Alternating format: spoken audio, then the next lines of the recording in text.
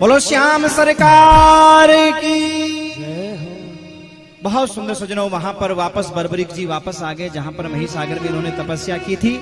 रात्रि में सो रहे थे और सोते सोते मां भगवती ने इनको स्वप्न दिया।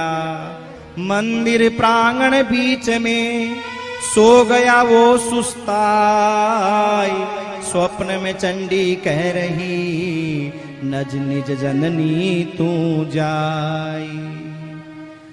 महाराज चंडी माता ने आकर के कहा बर्बरीक जी अब जाओ और जाकर के अपनी मां को बाल सुख प्रदान करो, मां को अब आनंद प्रदान करो। और बर्बरीक जी महाराज मां चंडी की आज्ञा मान करके अपने राज्य में आते हैं। मां गले लगाती है, मां बड़ी प्रसन्न होती हैं। लेकिन सजनों पिता दिखाई नहीं देते। घटोत्कच जी वहां दिखाई नहीं दे रहे हैं। मां मोरवी दिखाई दे रही है, मां मोरवी मिली है। निज जननी के पास जा धरा चरण में शीस, कंठ लगाया मात ने दिए अश्रु आशीष। मां ने महाराज गले लगाया है, आशीर्वाद दिया है। तो मां से पूछा मां एक बात बताओ, क्या पिताजी क्यों नहीं दिखाई दे रहे हैं, कहां पर चले गए? तो मां कहती है बेटा छोड़ो ना, तुम अभी आए हो, थोड़ा आराम करो। नहीं नहीं मां बताओ ना पिताजी कहाँ हैं, बार बार पूछ रहे हैं पिताजी कहाँ हैं, पिताजी कहाँ हैं। तो महाराज बताया कि छल बल कौरवों का धर्म है, पांडव सत्य अहिंसा कर्म है। श्याम मेरे श्याम मेरे श्याम बाबा श्याम, श्याम मेरे श्याम बाबा श्याम। कौरव पांडव दोनों भाई हो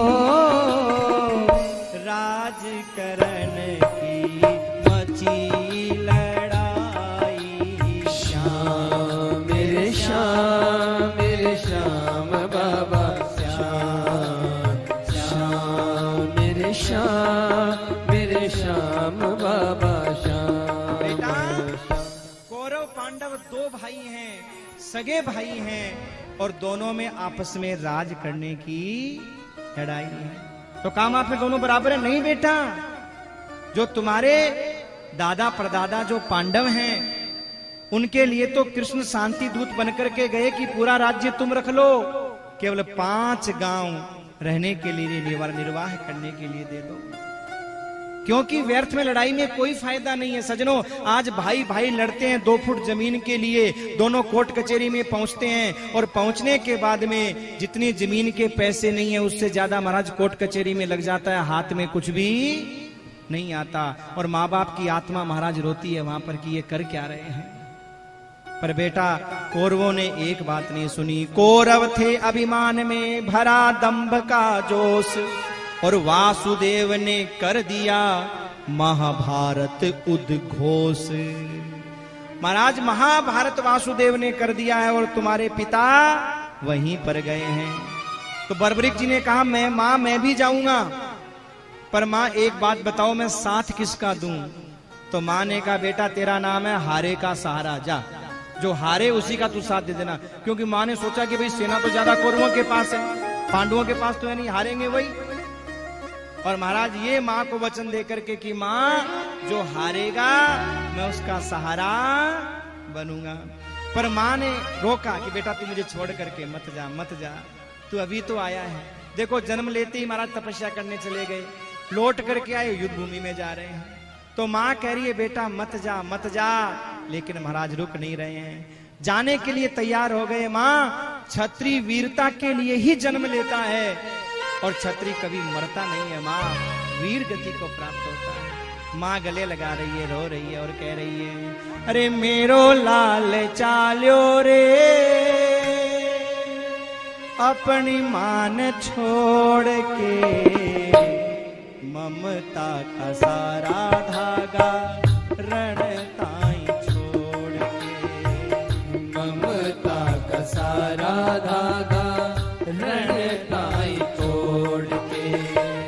मेरो लाल चाल्यो रे अपनी मान छोड़ के।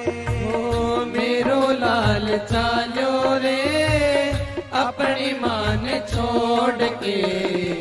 ममता का सारा धागा रण ताई तोड़ के। ममता का सारा धागा रण ताई तोड़ के। जन्म तो ही दूर हो गयो सुध मेरी बिसराई। जन्म तो ही दूर हो गयो सुध मेरी बिसराई। करे जप तप अब चाल्यो है रण माई। करे जप तप अब चाल्यो रण माई।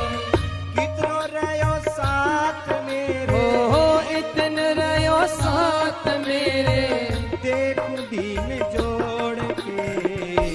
ममता का धागा सारा रण ताई तोड़ के। ममता का सारा धागा रण ताई छोड़ के। मेरो लाल चाल्यो रे अपनी मान छोड़ के। मेरो लाल चाल्यो रे रण ताई छोड़ के। ममता का सारा धागा रण ताई तोड़ के। ममता का सारा धागा रण ताई तोड़ के। माँ मोर भी रोने लगी, बर्बरीक जी को रोकने लगी, पर बर्बरीक जी कहते हैं माँ मरते तो हैं सब यहाँ पर कहलाती मौत, और वीर गति कहलाती है जब एक सैनिक की मौत। अगर सैनिक अपने प्राणों को भी छोड़ देता है तो उसे लोग वीर गति कहते हैं माँ, वो मृत्यु को प्राप्त नहीं होता।